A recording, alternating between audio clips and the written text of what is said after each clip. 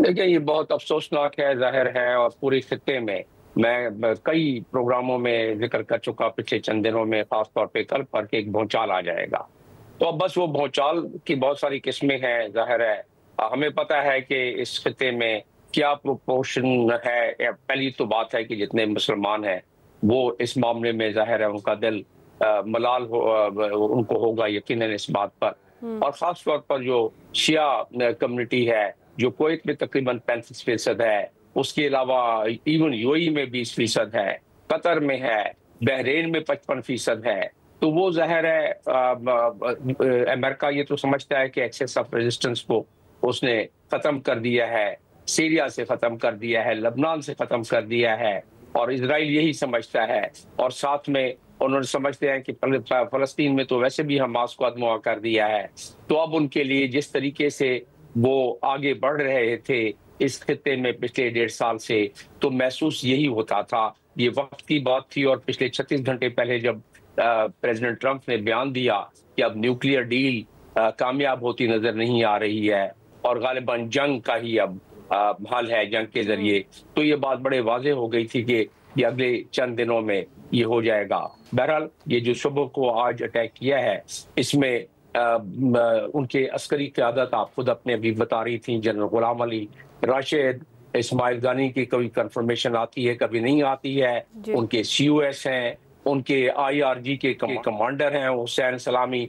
अभी क्योंकि उनकी तरफ से कोई ऑफिशियल स्टेटमेंट ऐसा आया नहीं है, तो इसलिए कन्फर्म नहीं किया जा सकता, लेकिन जिस किस्म का हमला हुआ है, उससे महसूस होता है कि बहुत ज़्यादा नुकसान हुआ है, और उसके लिए ईरान बिल्कुल तैयार था, शुरू से तैयार था। और ईरान ने 3 दिन पहले बता दिया था कि अगर हम पर हमला हुआ, तो हम कोई भी तनसीब अमेरिका की भी नहीं छोड़ेंगे, और हम इसका बिल्कुल तो जवाब। तो डॉक्टर अब साहब तो ये जंग जो डिक्लेयर हो गई है। जी, सही कह रहे पहले हैं आप डॉक्टर साहब, ये जो पहले छठा दौर मुज़ाकरात का इतवार को होना था, उससे कब्ल इस तरीके का हमला किया जाना, इस पर क्या आप कमेंट करेंगे? क्या इस बात का खदशा था कि कहीं मुज़ाकरात कामयाब ना हो जाएं और उसके बाद फिर ये सब करने का मौका नहीं मिलेगा?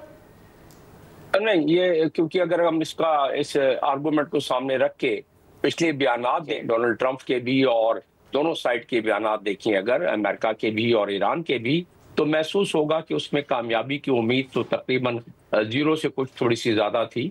इसलिए कि उनकी डिमांड ये थी पूरी अमेरिका की कि ये अपनी न्यूक्लियर अफ़ज़ाइश न करें, यानी एनरिचमेंट न करें, और ईरान कह रहा था ये हमारा हक है, और ये इंटरनेशनल कानून के मुताबिक हम कर रहे हैं। तो जो उनकी डिमांड थी वो पूरी नहीं हो सकती थी अगर डिमांड उधर ही महदूद रहती, जो कि जेसीपीओ यानी कि न्यूक्लियर एकॉर्ड 1915 में हुआ था, जिससे अमेरिका ट्रंप के ज़माने में वॉकआउट कर गया था 18 में।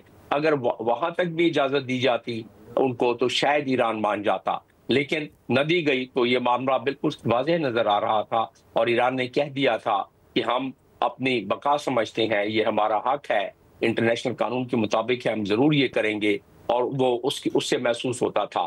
तो ये छठा राउंड जो था, वो एक मैं समझ रहा था कि टाइम गेन करने वाली बात थी, राइट। लेकिन फैसले तकरीबन हो चुके थे। जिस तरह के बयानात को अगर आप उसका तजिया करें, जितने भी इससे पहले दोनों साइडों से बयानात आए थे, उससे मोसाद इस मामले में ग्राउंड पर अपने एजेंटों के ज़रिए उन्होंने भी इस ऑपरेशन में साथ-साथ हिस्सा लिया है। एक तरफ फ़िज़ाओं से हमला किया गया, मिसाइलों से हमला किया गया, और दूसरी तरफ मोसाद ने भी कुछ असोसिनेशन की है। और जिस तरह की ज़िक्र हो रहा था कि उसमें उनके साइंटिस्ट, उनके प्रोफ़ेसर हज़रात जो साइंस के उन शोबों से थे जिनका कि शाखसाना था कि वो न्यूक्लियर साइट पर इन्वॉल्व है, उनके फ्लैटों को आप देखें कि जिन मंजिलों को निशाना बनाया गया है बिल्कुल एक्यूरेटली, कि जहाँ-जहाँ लोग वो चाहते थे, या जहाँ उनको शक एग्ज़ैक्टली। था, या जहाँ इज़राइल की इंटेलिजेंस कहती थी उसके मुताबिक।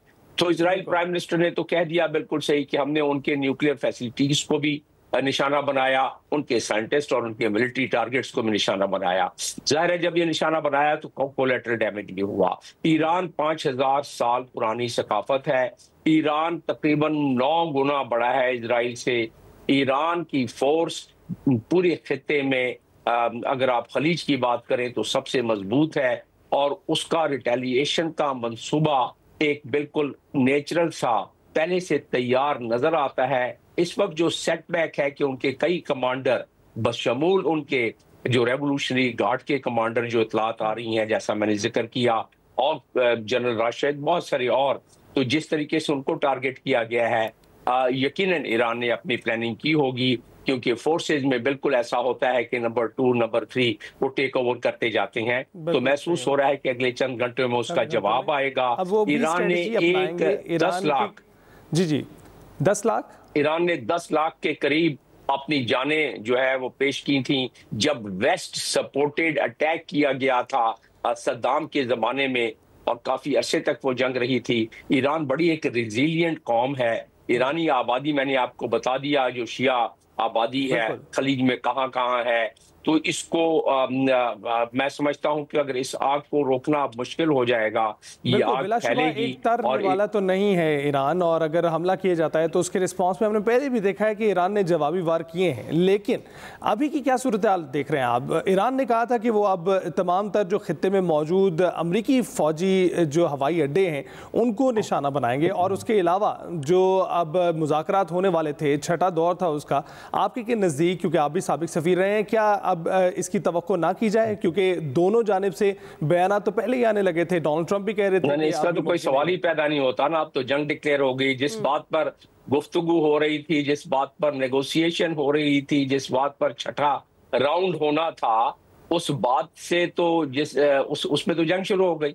तो अब उस पर नेगोशिएशन वाली बात ही नहीं। उन्होंने तो उनके न्यूक्लियर फैसिलिटीज को निशाना बनाया, और सबसे बड़ी न्यूक्लियर फैसिलिटी जो उनकी है उसको उन्होंने निशाना बनाया है जिस लिहाज से। तो अब तो उसका कोई नजर नहीं आता कि उसमें कोई ऐसे सिलसिला रह गया होगा। और उसमें जो इजराइल ने अपने डॉक्टरों को बुला लिया है, अपने रिजर्व फोर्स को बुला लिया है, उनकी इंटेलिजेंस उनको बता रही है। अभी आप चंद लम्हों बाद जब सुप्रीम लीडर का बयान आएगा, जब वो फतवा उनका आ जाएगा, खबर यही आ रही है कि फतवा दे चुके हैं, अनाउंसमेंट उनकी होनी है, तो उस पे पता पड़ जाएगा, क्योंकि जंग तो डिक्लेयर हो चुकी है। डॉक्टर साहब, मैं ये पूछना चाह रही थी, जिस तरीके से एक्सपेक्ट भी यही किया जा रहा था, और ईरानी मीडिया भी यही कह रहा है कि कुछ ही देर में जो आयतुल्ला खामनाई है, ईरानी सुप्रीम लीडर, वो खिताब भी करेंगे और वो बता देंगे कि किस तरीके से जवाब देना है। लेकिन उनकी एक ट्वीट सामने आई है जिसमें वो कह रहे हैं कि इसराइल अब सजा के लिए तैयार है। ईरान का अब रिस्पॉन्स इतना ही सख्त होने वाला है आपके ख्याल में? ईरान महसूस होता है कि अब अपनी पूरी सलाहियत और कुव्वत, और ईरान के पास ज़ाहिर सलाहियत, कुव्वत, मिसाइल्स के लिहाज से वो सारा सिलसिला है, वो तो उसका जवाब तो बिल्कुल राइटिंग्स ऑन द वॉल है, वो तो हो गई। देखिए, हम इस गुमान में न रहें कि जब 19 अप्रैल 2024 को ईरान ने रिटेलिएट किया था, या जब स्ट्राइक किया था आपने, जब सफारत खाने पर हमला हुआ था उनके, उसके को तकरीबन 1.5-2 हफ्ते के बाद, तो उस वक्त बिल्कुल कैलिब्रेटेड और कैलकुलेटेड था। उन्होंने बताया था कि हम हमला करेंगे, उन्होंने बताया था कि हम किस चीज पर हमला करेंगे। ईरान ने बताया था कि हम रॉकेट्स बरसाएंगे, और वही नेतन्याहू आज अभी 1 घंटा पहले बयान दिया है कि जी ये 300 रॉकेट हम पर बरसाए गए, हम तो उसको भी न्यूट्रलाइज हमने किया है, रॉकेट के तमाम साइट्स को हमने न्यूट्रलाइज किया है, और उस लिहाज से हमने मिलिट्री के साइट्स को न्यूट्रलाइज किया है, नेतन्याहू कह रहे हैं। उसके अलावा वो कह रहे हैं कि हमने उनके नेटान्स न्यूक्लियर साइट, जो सबसे बड़ा साइट है, उसको हमने हिट किया है। तो इसमें आप देखें तो अगर वाकई में हिट किया है और इनरिचमेंट साइट को हिट किया है, तो उसकी ताबकारी के इफेक्ट कहाँ कहाँ जाएंगे। मतलब तो दुनिया तैयारी कर रही होगी, खलीज के उस तरफ भी जा सकती है, ताबकारी के असरात हमारी तरफ भी आ सकती है, लेकिन इस किस्म के अटैक में वो लोकलाइज ज्यादा होता है। तो कहने का मकसद ये है कि अब तो बात ये जहां बिगड़ी है, तो ईरान के पास तो जो बचा खुचा है वो इस असासे को नहीं लगाएगा। तो नेतन्याहू तो कह चुके हैं कि जब तक ये रेजिस्टेंस बरकरार रहेगी हम अटैक करते रहेंगे। तो या तो ईरान अटैक करवाता रहे, जो कि मुमकिन ही नहीं है, या फिर उसका जो उनके पास ताकत, कुव्वत, सलाहियत, मुझे इससे बड़ा खतरा नजर आता है। मुझे इससे बड़ा खतरा नजर आता है कि हमारे जो रूलर्स हैं गल्फ कंट्री के, उन पे कितना प्रेशर आएगा, बॉटम्स अप प्रेशर, कि भाई अभी ये 1 by 1 और टर्न बाई टर्न हो रहा है। अब तो इब्राहिम अकॉर्ड भी काफी आगे फैलता जा रहा है और फैलने की तवक्को की जा रही है। बाकी ममालिक को शामिल होने के लिए प्रेशराइज किया जा रहा है या माहौल बनाया जा रहा है। तो उसका एक आम आवाम पर, क्योंकि मैं उन ममालिक में रह चुका हूँ, सफीर भी रहा हूँ, अक़वाम मुत्तहिदा के प्लेटफॉर्म से भी मैंने सरबराही की है, तो मुझे उनके अंदाजा है उनके सेंटिमेंट्स का। तो वो सेंटिमेंट्स बॉटम प्रेशर जब डेवलप करेंगे तो यहाँ तो बड़े मसाइल पैदा हो जाएंगी, कुर्सियां हिलना शुरू हो जाएंगी। तो और फिर ये जो मुख्तलिफ सेल्स में वहां जितने इनके तनसीबात हैं अमेरिकन के, उनके सोल्जर्स को तो बाहर निकलना मुश्किल हो जाएगा। उनको सप्लाई कौन पहुंचाएगा, उनको पानी कौन पहुंचाएगा, उनको खाना कौन पहुंचाएगा, और वो कैसे, तो वो तो वहां की आवाम कहीं ना खड़ी हो जाए। मुझे तो इसका खतरा महसूस हो रहा है